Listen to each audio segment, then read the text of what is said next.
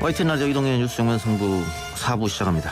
여야 대선 후보들을 밀착 취재한 기자들로부터 현장의 이야기와 취재 뒷이야기 들어보는 시간이죠. 마크맨이 떴다.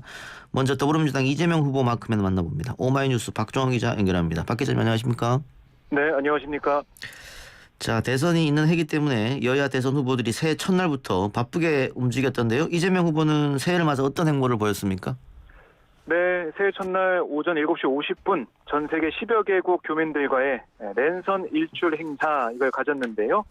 온라인으로 실시간 새해 덕담을 주고받았습니다. 그러니까 이 부인 김혜경 씨와 함께 서울 한강 노들섬에서 해돋이를 바라보며 랜선으로 연결된 교민들에게 신년 소망과 덕담을 전했고요. 이어서 당 지도부와 함께 국립서울현충원에 참배했는데 방명록에는 선열의 뜻을 이어받아 국민통합으로 더 새로운 대한민국을 만들겠다라고 적었습니다. 예. 그리고 오후에는 부산을 찾았어요. 그래서 부산 신항에 방문해서 23만 톤급 초대형 국적 선박의 새해 첫 출항을 격려했습니다. 이 부산 신항에 이어 가덕도 신공항이 들어서고 또 유라시아 철도까지 출발한다면 국가 균형 발전은 물론 이 부울경 지역 경제도 살아날 거다 하면서 유능한 경제 대통령 이미지를 부각시켰습니다. 그리고 이 공직선거 운동 이전의 토론에 부정적인 국민의힘 윤석열 후보를 빼고 다른 후보들과 먼저 이 다자 토론을 추진할지에 대해서는 누가 진심으로 국민을 위해 일할지 비교할 기회를 가져야 한다. 가능성을 열어두는 말을 했고요. 특히 좀 부인 김혜경 씨가 봉하마을을 찾는 등 부산 경남 지역 지지층 결집에 이재명 후보 부부가 나서는 모습을 보였습니다. 예. 그 랜선 일출 행사를 1월 1일 날 했다. 네. 이것도 그 쌀집 아저씨 김영희 PD 네. 작품인데 그렇습니다. 지난번 캐롤도 그렇고 이번 랜선 행사도 그렇고 실망스럽다는 평가가 많던데요. 뭐 기자들끼리 그런 얘기 좀 했는데 어떤 얘기였냐면 예. 이게 약간 이 지상파 방송 프로그램 스타일로 좀 제작이 돼서 지금 우리 젊은 층과 또 지금 유튜브 방송이나 이런 인터넷 방송에 좀 익숙한 그런 분들에게는 좀 기대보다는 조금 덜했다. 방송 나오는 그런 모습들이 이런 지적은 좀 있었어요. 이런 부분들은 앞으로 이제 선대위가 계속 프로그램을 만들고 캠페인을 진행해 가면서 호흡을 맞춰야 되는 부분이 아니냐 이런 얘기가 나오고 있습니다. 예. 그 TV 방송과 선거 홍보는 또 다른 분야니까요. 그렇습니다. 알겠습니다. 다음 작품은 또 어떨지 좀 지켜보기로 하고요. 네. 오늘은 이재명 후보 한국거래소를 찾았습니다. 네. 이 한국거래소에서 열린 증권 파생상품 시장 개장식과 증시 대동제 여기에서 뭐 연설도 했는데요. 새해 첫 영업일 주식시장을 직접 챙기면서 동학개미로 불리는 1,000만 개인 투자자의 표심을 공유하겠다 이런 취지로 풀이가 됩니다. 오늘 보면 눈에 띄었던 게 바로 마스크 색깔이었습니다. 예. 붉은색 마스크를 했어요. 그래서 올해 황소가 곰을 확실하게 밀어내고 불장, 그러니까 상승장이 되라는 격려의 취지였다라고 설명을 했고요. 코스피 4,000 시대를 넘어서서 5,000포인트 시대를 향해 가는 원대한 대장정이 현실화되기를 기대한다. 이런 덕담도 건넸습니다. 그러면서 뭐 이 그동안 얘기해왔던 그러니까 자신의 이 주식 투자 경험까지 얘기를 하면서 결국은 IMF 때 깔끔하게 재산을 정리했던 정말 아픈 기억이 있다 이렇게 털어놓으면서 개미 투자자로서 공감대 형성을 시도하기도 했고요. 그러면서 소위 말하는 우량주 장기 투자를 통해서 복구를 넘어서 약간의 성과 내기도 했다. 이 저평가된 우량주 가치주를 사놓으면 언젠가 제자리를 갈 것이다. 하면서 마치 주식방송을 본 듯한 그런 발언을 하기도 했습니다. 그리고 지금 잠깐 유행한다고 부실 작전주를 사시면 나중에 엄청난 후회를 할 수 있다. 저도 우량 가치주가 되도록 노력하겠다. 이런 얘기를 하면서 박수를 이끌어내기도 했습니다. 뭐 윤석열 후보를 직접 거론하지 않았지만 자신은 투자 가치가 있는 우량 가치주에 비유함으로써 윤석열 후보와 선명한 대비 효과를 노렸다. 이런 풀이가 나오고 있습니다. 예. 이재명 후보는 여전히 부동산 민심과 청년층 표심 공략을 새해에도 하겠다 이런 생각인 것 같습니다. 네, 캠프 얘기를 들어보면 선대 얘기를 들어보면 부동산 민심 뭐 조금씩 좋아지고 있다고는 하지만 완전히 풀리지 않았다, 완전히 돌아오지 않았다 이렇게 판단하고 있거든요. 그래서 지난해부터 이제 12월부터 보면 공시가격제 전면 재검토, 뭐 종합부동산세 일부 완화, 실소유자 취득세 완화 여기에 이어서 이번에는 이 월세에 대한 얘기를 했습니다. 그러니까 청년층들이 사실 월세에 좀 많이 거주하고 있는 그런 모습을 보이고 있는데요. 예. 월세 공제를 더 확대하고 또 월세 공제를 못 받는 청년층을 이제 배려하는 정책을 만들겠다는 겁니다. 공제 한도를 못 채운다면 소득이 적어서 기부금 공제처럼 최대 5년 뒤까지 2월에서 신청할 수 있도록 하겠다. 이런 얘기를 했고요. 연 월세 10% 12% 공제율을 15에서 17% 수준까지 올려서 적어도 2달치 월세를 되돌려받을 수 있도록 하겠다. 이런 얘기도 했어요. 그리고 기준 시가 3억 이하 주택에만 적용하던 이 월세 공제 혜택을 5억 이하 주택까지 확대하겠다. 이렇게 약속을 했거든요. 이런 부분들이 좀 눈에 띄었고 또 이 청년 선대위 홍익대 근처에 2030 청년들을 위한 뭐 이른바 당사를 마련했는데 공간을 마련했는데 여기에 민주당의 색과 이재명 후보의 사이다 이미지를 담아서 블루소다라는 이름을 붙였습니다. 여기서 이재명 후보가 젊어서 고생은 사서도 하는 그런 희망 넘치는 세상을 만들고 싶다라고 얘기를 했는데 이게 젊어서 고생은 사서도 한다 이 말 청년층이 좀 싫어하거든요. 별로 안 좋아하는데 이 말을 하면서 어쨌든 힘 넘치는 세상을 만들고 싶다라는 얘기를 강조를 했습니다. 그러니까 그만큼 청년층에 좀 다가가는 그런 공약과 정책을 통해서 계속해서 청년층의 민심을 얻기 위한 그런 행보를 이어가겠다 이런 의지로 표명이 됩니다. 후보가 강조했던 대사면 이것도 시작한 겁니까? 네, 오늘부터 보름 동안 이 과거 탈당자들의 복당 신청을 민주당이 받기 시작했어요. 예. 이제 이재명 후보가 대사면을 언급한 다음에 민주개혁 진영의 대통령을 추진하기 위한 데 따른 그 조치가 구체적으로 시작됐다고 보시면 되겠고요. 지금 보면 민주당은 복당을 신청한 사람들 가운데 뭐 성비위나 경선불복, 부정부패 이런 중대한 사유로 인한 징계권을 빼고는 복당을 받아들이기도 했습니다. 그러니까 2016년 당시에 새정치민주연합 당시 분당 때 국민의당으로 이동한 당원 등이 일괄 구제될 전망으로 보이고요. 이때 뭐 당을 떠났던 천정배 윤석열 전 의원 같은 경우는 이미 지난주에 복당식을 하기로 했어요. 정동윤 전 의원은 복당식은 치르지는 않았지만 복당 신청 기간에 민주당에 합류할 것으로 예상이 됩니다. 또 권노갑, 정백천 전 고문 등 동교동계 원로 인사의 복당 가능성도 거론되고 있고 이렇게 되면 열린민주당과의 통합과 더불어서 민주당이 좀 하나가 되는 그런 모습, 민주진영이 하나로 뭉쳤다라는 모습을 유권자한테 보일 수 있을 것으로 기대가 됩니다. 알겠습니다. 자, 이번 주 이재명 후보 일정 알려주시죠? 네, 내일 신년 기자회견을 열고 정책 발표를 통한 굳히기의 시동을 거는 모습을 보일 것으로 예상이 되는데요. 내일 회견에서 기후변화와 감염병 위기, 또 저성장과 양극화 같은 한국 사회가 막닥뜨린 위기 상황을 진단하고 이를 극복하기 위한 비전을 제시할 예정인데 내일 기자회견 첫 장소가 경기도 광명의 기아 자동차 공장이에요. 그러니까 자동차는 사실 한국의 경제 성장을 상징하는 대표적인 제조업 분야인데 지금 보면 에너지 전환과 4차 산업혁명 이런 전환기를 맞아서 혁신이냐 도태냐 갈림길에 서는 업종이거든요. 그래서 이런 부분들을 좀 부각을 시키면서 위기 극복과 새로운 성장의 희망을 상징하는 모습을 보여주겠다. 이런 의지를 좀 담고 있습니다. 그리고 오는 5일 수요일에는 이낙연 전 대표와 광주 김대중 컨벤션 센터를 찾는데요. 여기서 원팀 메시지를 던져서 호남 재유신 결집에 가속하려는 것으로 그런 풀이가 되는 일정이고 또 6일에는 별도의 정책 공약 발표도 있습니다. 경제 성장 전략을 추리고 묶어서 이날 발표할 것으로 예정이 되고 일주일에 한 번씩은 정책 공약 발표를 계속한다는 계획인데요. 관심을 끄는 건 부동산 관련 정책 언제 발표하느냐. 이게 좀 관심거리인데 아마 다음 주 이후가 될 것으로 예상이 되는 상황입니다. 알겠습니다. 기자님 오늘 말씀 고맙습니다. 네, 고맙습니다. 지금까지 오마이뉴스 박정호 기자였습니다.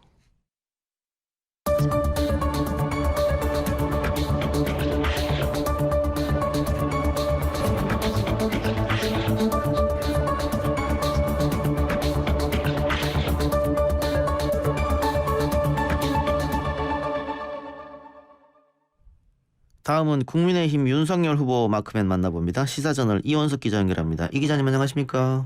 네, 안녕하십니까. 오늘 국민의힘 선대위가 전면 쇄신을 한다고 했었는데 그래서 윤석열 후보도 오늘 일정을 갑자기 전면 중단하는 일이 있었습니다. 그런데 이와 관련해서 후보 패싱 논란이 있었습니다. 그러니까 윤석열 후보한테 미리 알리지 않고 김종인 총괄선대본부장이 본인이 결정했다. 어떻게 된 일인지요? 예, 맞습니다. 아시다시피 윤 후보가 돌연 일정을 다 취소하고 활동을 중단했는데 예. 패싱 논란이 있는 거는 오늘 아침 일정 전면 중단 사실이 알려질 때 좀 상황 때문인데요. 예. 오늘 아침에 선대위 회의 전후로 김종인 위원장의 쇄신 예고가 나왔고 그리고 윤 후보가 당시에 여의도 한국거래소에서 한 행사에 참석 중이었거든요. 예. 기자들에게는 이 일정 중단 사실이 오전 10시 30분경에 중앙선대위 대변인 명의로 알려졌습니다. 그때도 윤 후보가 행사장에 계속 앉아있을 때인데 그 와중에 일정을 중단한다는 공지가 나간 거죠. 후보가 이제 행사장에 앉아있을 때 선대위에서는 여러 해명이 나왔지만 이게 뭐 갑자기 나갔다고 볼 수밖에 없는 게 무엇보다 원래는 오늘 오전에 행사가 끝나고 기자들과 질의응답이 예정돼 있었거든요. 예. 막상 끝나고 나서 이제 윤 후보가 기자들 질문에 표정도 상당히 어두웠고 전혀 뭐 대답도 안 하고 이렇게 차에 올라탔습니다. 결정적으로는 또 김종인 위원장의 말 때문인데 오전에 이제 기자들이 물었을 때 동의를 구했냐 후보에게 일단 이제 김종인 위원장이 동의를 구할 필요가 없다. 그리고 다 알게 되는데 무슨 패싱이냐 이렇게 예. 말을 했거든요. 예. 또 그리고 방금 전에 김 위원장이 이제 저녁에 기자들과 백브리핑을 하면서도 지금 일련의 이런 일들과 관련해서 윤 후보가 사전에 좀 알았었으면 좋았을 텐데 이렇게 김종인 위원장에게 얘기를 했다 그래요. 그래서 사전에 의논이 없었다는 게 이제 확인이 된 것이고요. 예. 그리고 또 후보의 상태와 관련해서 김종인 위원장이 심정적으로 좀 괴로운 것 같다. 뭐 이렇게 설명도 하더라고요. 뭐 이런 뭐 여러 가지 정황으로 사실상 패싱이 좀 확인이 된 거죠. 예. 그러니까 기자님 말씀처럼 윤 후보가 김종인 위원장 만나서 사전에 알았으면 좋았을 텐데라고 말했다는 것은 섭섭했다는 이야기지 않습니까? 네, 그렇죠. 그럴 수밖에 없을 것 같은데. 예. 알겠습니다. 그리고 김기현 원내대표 등 일부 지도부가 사퇴 의사를 밝히기도 했는데 쇄신이 어떻게 이루어지는 겁니까? 예, 저도 선대위 관계자들과 막 오늘 아주 정신이 없었잖아요. 예. 뭐 계속 얘기를 나눠봤는데, 근데 내부적으로도 뭐 여전히 뭐 걱정이 상당히 많거든요. 예. 뭐 의청이 있었긴 했지만, 뭐 여전히 지금 뭐 여러모로 지금 문제가 딱 하나가 있는 게 아니라 엄청 복합적이기 때문에, 그리고 지금 뉴스를 보시면 아시겠지만 이게 진짜 결정이나 메시지가 하나로 모이지가 않고, 뭐 계속 연쇄적으로 이제 하나 나오고 또 하나 나오고 또 본인은 정작 모르고 뭐 이런 상황들이 상당히 좀 선대위 상황을 일단은 좀 보여주는 것 같습니다. 일단 개편은 인적 구조적 개편이 제일 먼저가 될 텐데요. 예. 오늘 의원총회가 끝나고 이제 의원들이 후보 빼고 다 바꾸겠다. 예. 후보 중심으로 가겠다 이렇게 결과를 얘기했는데 제가 취재한 바로는 일단 김종인 원톱 이 방향이 바뀌는 건 아닌 것 같습니다. 예. 아마 김종인 위원장이 이렇게 비서실장을 하겠다 아까 이렇게도 얘기했는데 예. 그거는 비유적인 표현이라고 전해지고요. 그리고 또 방금 전에 이제 확인한 바로 김 위원장이 사퇴가 뭐 이제 자기는 못 들었다 이렇게 말했던 예. 거는 뭐 잘못 전달된 거라고 하네요. 이렇게 계속 좀 소통이 안 되는데 어쨌든 이제 김 위원장이 그립을 좀 세게 가져갈 것 같습니다. 예. 인적 개편은 예. 그러면은 방금 말씀하신 것처럼 김종인 위원장도 사퇴 의사를 밝혔다. 이거는 그럼 오보라고 봐야겠네요. 김종인 위원장이 예. 본인이 그렇게 말한 적이 없다고 하니까. 예, 그건 이양수 수석 대변인이 방금 기자들에게 그렇게 설명을 했습니다. 소통이 잘못됐다. 이렇게 얘기를 했습니다. 근데 이게 굉장히 중요한 문제인데 당내에서 이 정도로 소통이 안 되면 이거 좀 크나큰 문제 아닌가요? 그렇죠. 계속 소통 문제가 이렇게 계속 되기도 하고 그리고 뭐 아까 패싱 논란도 있었지만 오늘 아까 김 위원장이 그 의원총회에서 후보는 뭐 이제 연기만 하면 된다. 예. 뭐 이런 발언을 했는데 뭐 이것 자체도 그렇고 계속 후보와 또 선대위원장과 이런 조직과 조직 사이에 계속해서 소통이 부재하는 뭐 이런 상태가 지금 선대위를 사실 그대로 보여주고 예. 있는 것 같습니다. 그러니까 오늘 김종인 위원장의 후보는 연기만 하면 된다. 이 바로 그러면 후보는 아바타냐 이런 논란은 지금 번져서 그렇죠. 예. 김종인 위원장의 워딩 하나하나도 다 지금 집중되어 있는 상태에서 이런 말을 했기 때문에 굉장히 안 좋은 쪽으로 분위기는 흘러간다. 그런 모양새인 것 같은데 이준석 대표하고 오늘 또 권성동 사무총장하고의 설전이 있었다면서요? 네, 지금 그 두 사람의 갈등이 지금 굉장히 오래 계속 지속이 되고 있습니다. 예. 근데 지금 사실 장외전이 또 있어요. 예. 무슨 얘기냐면 윤 후보 지지자들과 이 대표 지지자들 어허. 여기는 특히 2030 남성들이 많은데 이 두 지지자들이 좀 온라인에서 상당히 부딪히고 또 무엇보다 주말 중에 그리고 오늘 뭐 오전 이렇게 윤 후보 지지자들이 이 대표의 번호와 신상, 부모님 재산 뭐 이런 정보들을 서로 공유를 하면서 문자를 한 통씩 돌려서 이 대표를 압박해야 한다. 예. 뭐 이런 식으로 해서 이 대표에게 문자 폭탄이 있었나 봐요. 예. 그래서 이것 때문에 오늘 오전 당 회의에서 대표가 이제 첫 발언으로 이제 굉장히 격앙된 상태로 권성동 사무총장을 향해서 이제 내 정보가 유출됐다. 예. 진상 조사를 해라. 범죄자를 색출해라. 이렇게 얘기를 했다 그래요. 권 사무총장은 또 처음 듣는다. 내가 그런 것까지 알기가 좀 어렵지 않냐. 이렇게 또 반박을 하면서 이게 좀 상태가 그렇게 좀 격앙된 서로 갈등이 있었던 것 같습니다. 뭐 다른 참석자는 뭐 일상적인 얘기였다 이렇게 얘기도 하는데 이게 더 부각되는 게 아무래도 권 사무총장이 윤 후보의 최측근이기 때문에 예. 이게 또 일반적인 갈등으로 해석되지 않고 후보와의 갈등이 좀 연장선으로 보이는 것 같습니다. 그럼 이 대표는 당 내부에서 그 이 대표의 개인 정보를 고의로 유출했다 이렇게 의심하고 있는 것 같네요. 그렇게 보고 있는 것 같습니다. 그러면서 또 온라인에서는 이준석 대표의 지지자들은 윤석열 후보 교체해야 된다고 하고 있고 윤석열 네, 후보 지지자들은 이준석 대표가 사퇴해야 된다고 그래서 지금 논란이 있는 모양이네요. 예, 그런 장애전이 지금 밖에서 굉장히 치열하게 그러면 있는 이 것 같습니다. 당 내분 사태가 쉽게 수습될 것 같지는 않은데요. 어떻게 보십니까? 네, 맞습니다. 근데 이 얘기도 좀 해야 될 것 같은데, 뭐 이준석 대표 관련해 지금 선대위 개편과 사실 이게 되게 연결이 되어 있잖아요. 예. 뭐 일각에서 이 대표의 복귀설이 돌기도 하는데, 김 위원장이 아무래도 이 대표와 굉장히 많이 소통을 하기 때문에 개편을 하면서 이 대표를 다시 불러들이지 않겠냐. 예. 뭐 이 대표도 오늘 오전에는 뭐 지금까지는 절대 복귀 없다 이렇게 좀 반응이었는데 오늘은 뭐 가정법으로 대화하면 안 된다 이렇게 좀 모호한 답변을 하기도 해서 예.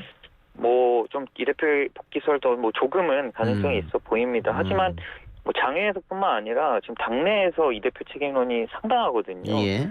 그 국민의힘 의원들과 이제 얘기를 해보면 이 대표의 책임론이 의원들 사이에서 좀 상당하더라고요. 예. 그래서 오늘 의총에서도 이 대표의 책임을 묻는 얘기도 나왔고, 뭐 김기현 원내대표랑 이제 김도읍 정책위의장 사퇴 관련해서도 좀 이거는 뭐 내부에서 들어보니 이 대표를 좀 압박하는 게 맞다고 이렇게 저도 뭐 얘기는 들었습니다. 그래서 하지만 또 이 대표 쪽에서는 절대 사퇴는 없을 것 같은 분위기여서 글쎄요 이게 쉽게 갈등이 봉합될 거라고 보이지는 않습니다. 예, 알겠습니다. 자, 그런데 이 와중에 또 신지혜 새시대 준비위원회 수석 부위원장의 사태가 있었는데 신지혜 전 수석 부위원장은 직책에서는 내려오지만은 새시대위에는 남아서 정권 교체에 이바지하겠다. 근데 선대위에서 그렇지 않다. 새시대위에도 남지 않는다. 또 이렇게 얘기했거든요. 뭐가 맞는 겁니까? 네, 지금 이게 같은 흐름이지만 또 새시대위 따로 오늘 또 계속해서 이렇게 이슈가 있었는데, 예. 일단은 요 지금 배경 자체가 이제 취재를 해보면 선대위 내부에서 지금 새시대 준비위에 불만과 의구심이 상당히 많거든요. 예. 뭐 그렇다 보니까 지금 이게 후보 직속이고 또 김종인 위원장이 컨트롤할 수가 없기 때문에 이게 언제든지 화약고가 될 수 있고 뭐 이런 문제와 더불어서 계속 내부에서 뭐 신지혜 위원장 때문에 지금 후보의 2030 지지율이 이렇게 떨어졌다. 뭐 이렇게 되면서 사실 제가 확인을 해보니 지금 김한길 대표도 사퇴를 했잖아요. 예. 김한길 대표가 사의 표명을 한 게 어제 저녁이라고 해요. 어제 저녁에 이미 사퇴를 했고 뭐 신지혜 위원장도 아마 어제 전에 듣고 이렇게 오늘 오전에 사퇴를 한 것 같은데 오전에만 해도 자기는 이제 남겠다 했는데 그 이후에 이제 선대위에서 입장이 나왔던 거거든요. 이거는 지금 이렇게 선대위 개편 쇄신을 하는 이 과정에서 아마도 김종인 위원장이 세게 이 새시대위를 이렇게 두면 안 된다라는 그런 이제 후보에게 아마 그렇게 좀 통보를 했지 않았을까라고 지금 조금 들리고는 있습니다. 그래서 새시대위가 이렇게 자꾸 다른 것에서 얘기가 나오고 문제가 나오면은 이거를 쉽게 수습하기가 어렵다. 뭐 이런 좀 내부 분위기가 있었던 것 같습니다. 예. 그 윤석열 후보 지지율이 떨어지면서 안철수 국민의당 후보 지지율이 많이 올랐던데 국민의당 선대위 분위기는 좀 고무적인 것 같아요. 어떻습니까? 네, 굉장히 또 고무적인 상황이고 예. 특히 좀 주목이 되는 게 오늘 오후에 여론조사가 나왔는데 JTBC가 글로벌 리서치에 의뢰해서 실시한 여론조사 결과인데요. 예. 1일에서 2일 조사한 것이고요. 자세한 내용은 중앙선거 여론조사심의위원회 홈페이지를 참고해 주시면 됩니다. 예. 조사 결과를 보면 윤석열 안철수 후보의 단일화를 가정한다면 누가 더 적합할지 물은 이 질문에 전체 응답자의 41.1%가 안 후보를 뽑았고 윤 후보는 30.6%였어요. 예, 다만 단일화를 찬성하는 답변자로 범위를 좁히면 예. 윤 후보가 55.9%, 안 후보가 35.9%로 좀 바뀌긴 하지만 지금 이 분위기가 상당히 좀 윤 후보로서는 안 후보가 단일화를 이제 진행한다고 해도 이게 진짜로 안 후보가 단일 후보가 되는 것 아니냐. 어허. 뭐 좀 이런 얘기까지 나오는 윤 후보로서는 굉장히 큰 위기라고 어허. 보입니다. 네. 그렇네요. 알겠습니다. 자, 윤석열 후보가 오늘 일정을 다 중단했는데 그럼 내일 일정도 없는 겁니까? 어떻게 되는 겁니까? 예, 지금 일단 모든 일정은 다 전면 중단된 상태입니다. 좀 상황이 수습되고 나서 아마 일정이 나설 것으로 보입니다. 알겠습니다. 국민의힘 내분 사태가 지금 이 기자 이야기 들어보니까 심각할 정도인데 어떻게 수습이 될지 이번 주 안으로 수습이 될지 좀 지켜보도록 하겠습니다. 오늘 말씀 네. 고맙습니다. 예, 감사합니다. 지금까지 시사저널의 이원석 기자였습니다.